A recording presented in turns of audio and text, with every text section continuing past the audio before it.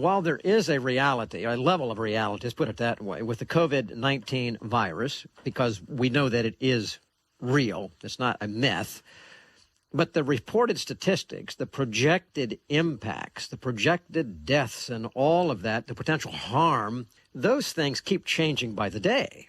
And therefore, I'm going to submit, very clearly manipulated.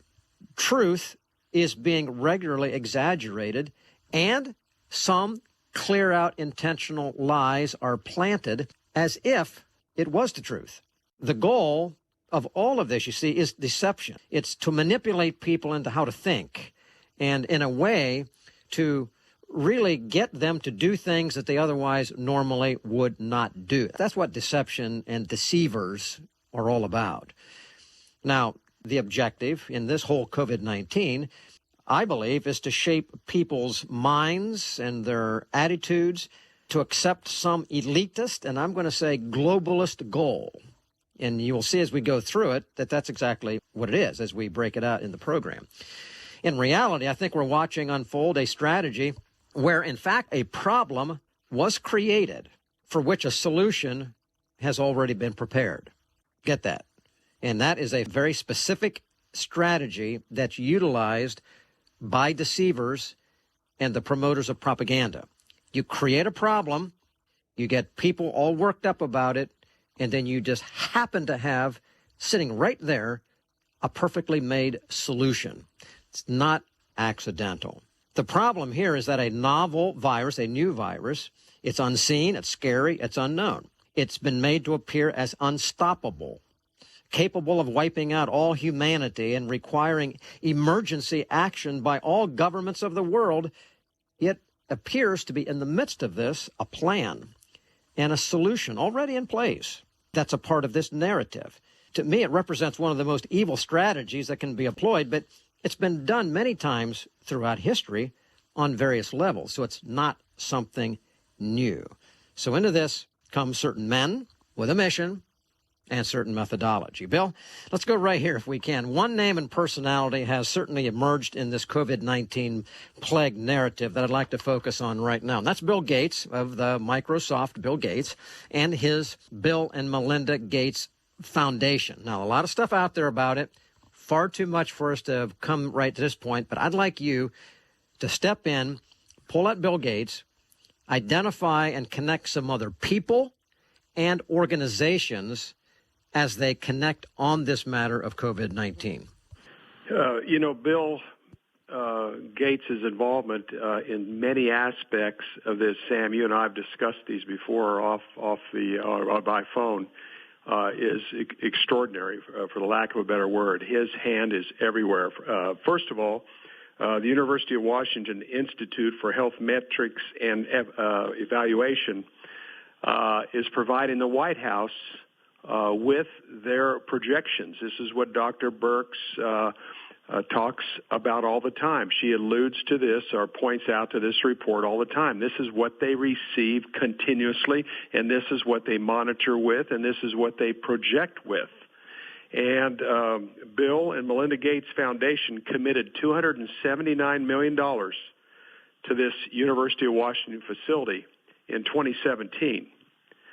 Bill Gates is also, his company Microsoft is part of the ID 2020 Digital ID Alliance with Accenture, Rockefeller Foundation, and a couple other organizations.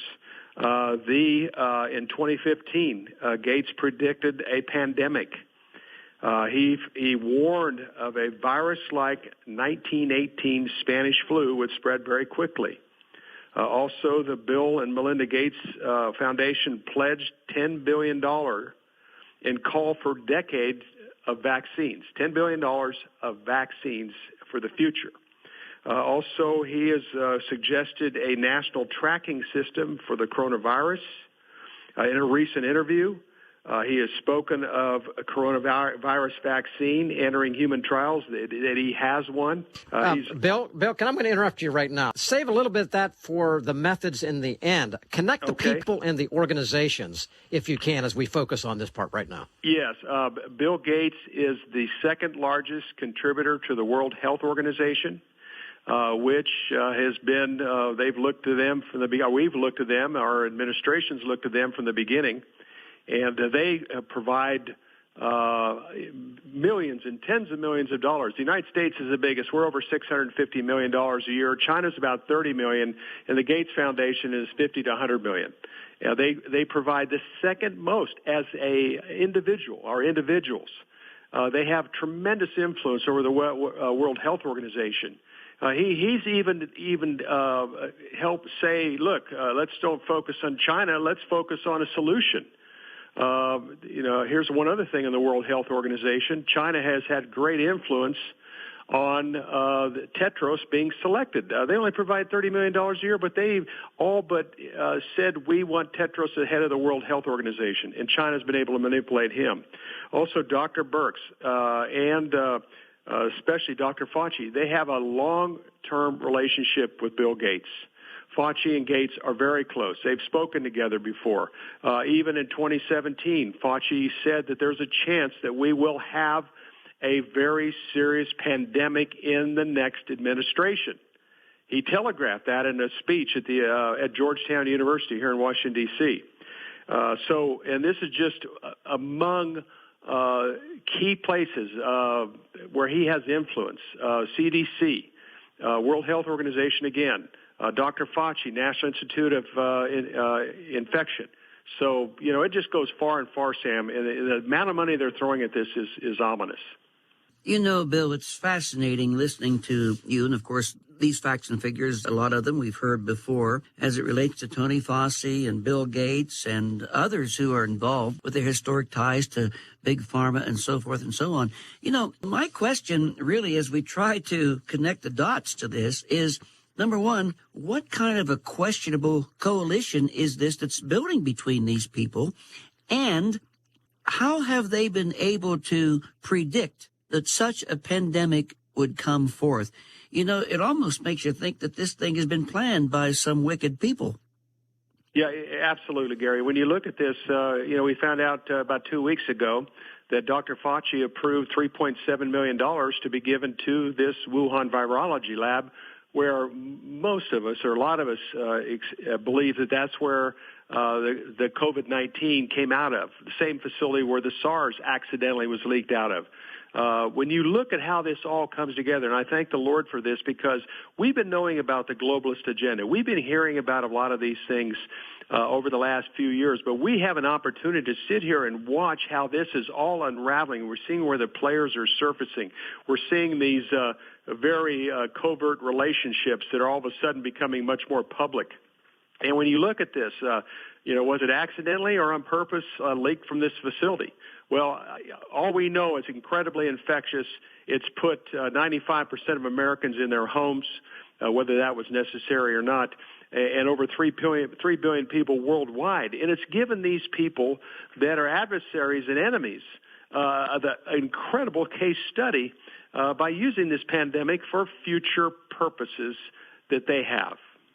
Bill, let me ask you this. Obviously, there is a very incestuous relationship between Fauci, Gates, World Health, China, Big Pharma, and others that we could mention as well. I'm just curious, because you are a White House correspondent, how aware is the president of these relationships that especially Tony Fauci has? I'm not as concerned about Deborah Birx, though I am concerned, but I am greatly and have been since almost the very beginning with who Fauci is and where his loyalties lie.